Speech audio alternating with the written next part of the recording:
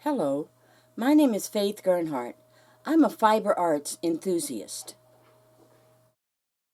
I finished laying the reed and now I'm ready to put my warp onto the loom itself. I have prepared my loom. Many places will tell you that you need these extra things, to cords and all that, to be ready. I'm a lazy soul. I've got some macrame cord here that I've tied for my lee sticks to go through, and they just sit on the side of the loom out of the way. In the back I have a couple of loops to hold the take-up rod so that it's in place while I'm tying on the threads. So now I'm going to take my prepared reed, make sure that I have the threads in the back of the loom. I'm just going to put the warp laying in front. There we go.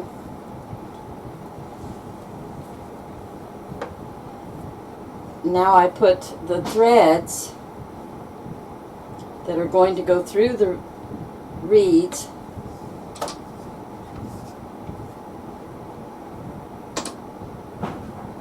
through.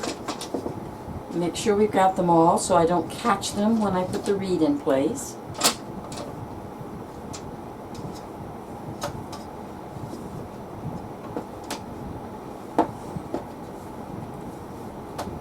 And I put my reed, they're all there. I put my reed in place. I like where it's sitting. The neat thing about the reed is you can move it side to side to get it where it's sitting in your loom. And I'll tighten that down.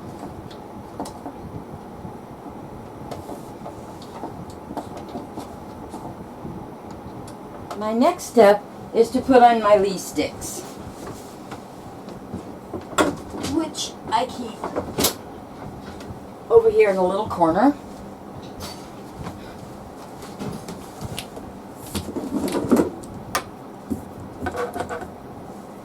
And I have these macrame cords that just stay here. I take them, I tie them around through the castle.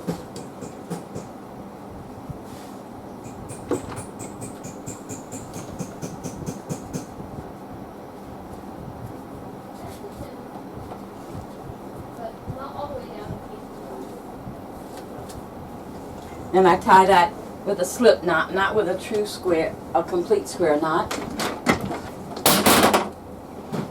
Okay.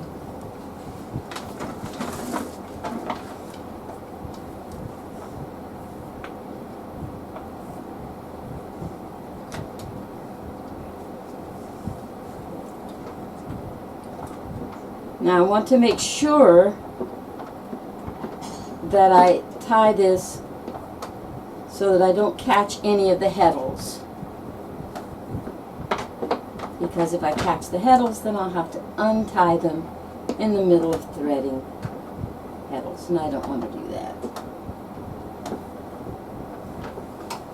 Even though I do, on each of the harnesses, I do put a few extra heddles so that any issues that I run into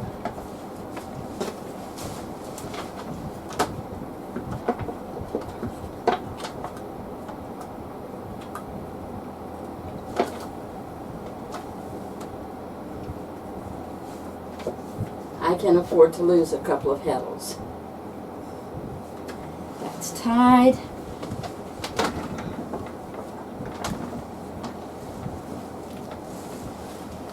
Let me pick up my lee sticks again.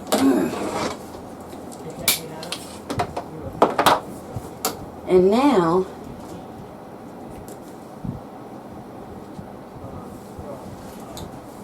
having tied those nice and square, makes it really easy for me to slip my lee sticks through each side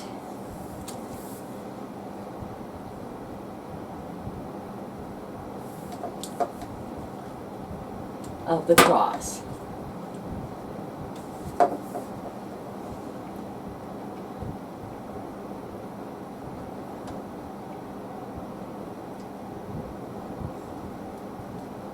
And I'll untie the threads that holds everything in place. And these guys go into my little box that I use for holding my working parts.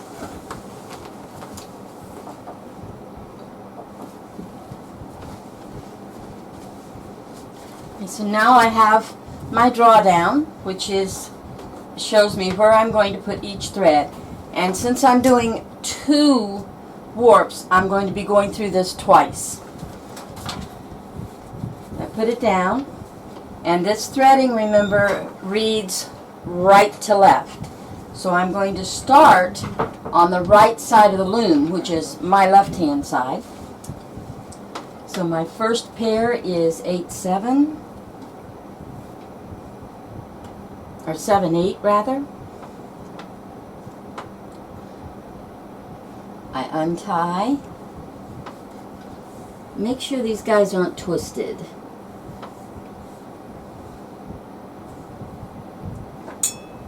White is my first color,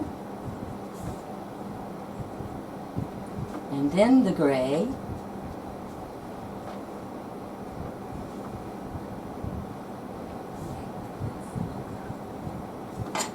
now this particular warp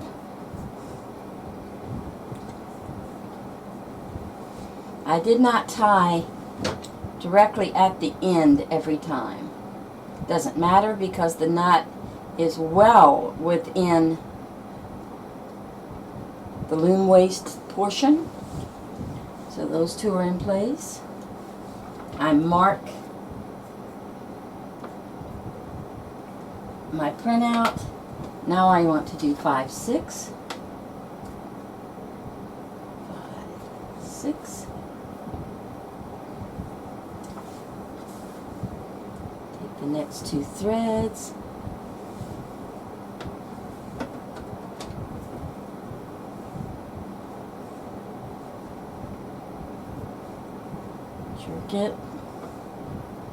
Make sure I've got them in the right sequence and I'm not twisting them.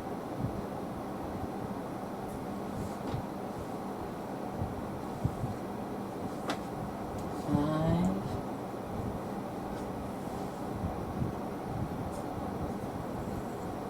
6.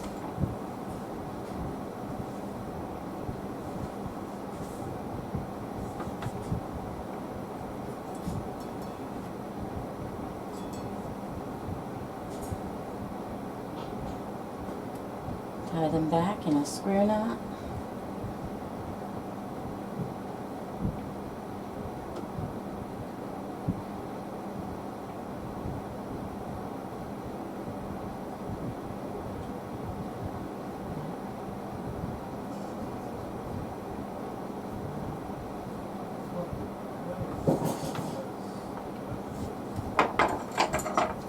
Mark that I've done them.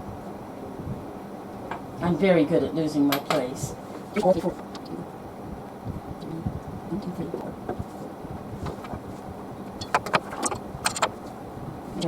4. Here. And then you have to. I guess first. 3, 4. 3, 4. Go ahead.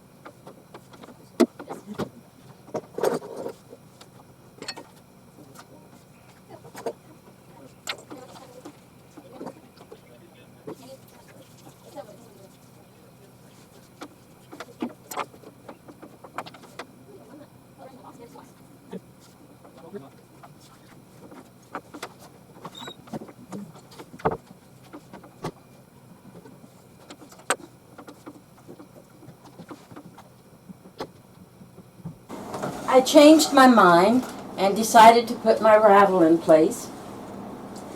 Some looms come with a place to attach the rattle, and the rattle is made by the manufacturer. This Ashford loom does not.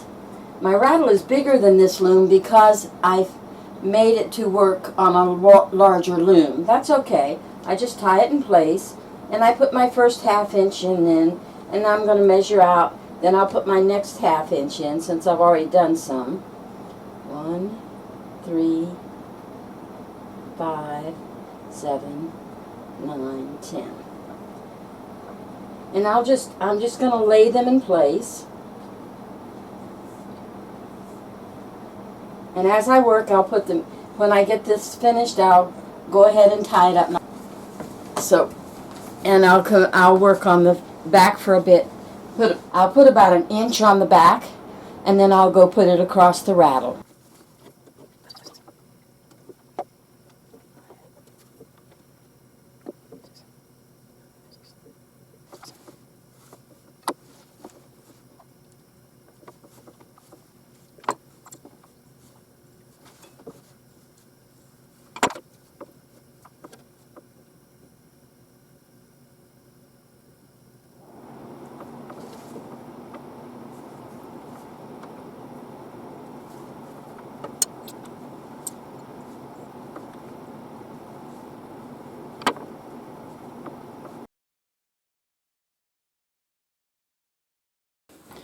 Threading the Heddles on the floor loom is exactly the same as on the table loom.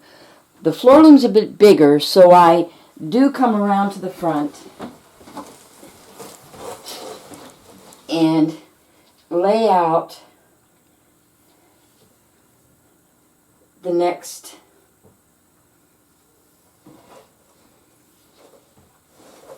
several threads. And I lay them out white, gray, white, gray. I'm coming from that direction, so I want them more like this. I don't know if you can see this or not, but what I've put on here to keep my thread from just sliding all over the place is some one-sided Velcro. Of course, I had to buy the other side as well, but that gets put away because I may have another use for it.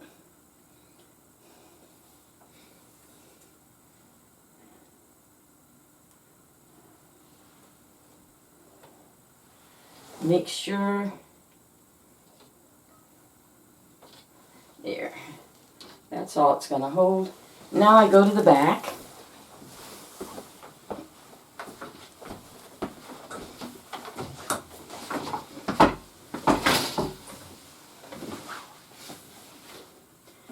And this is 8765.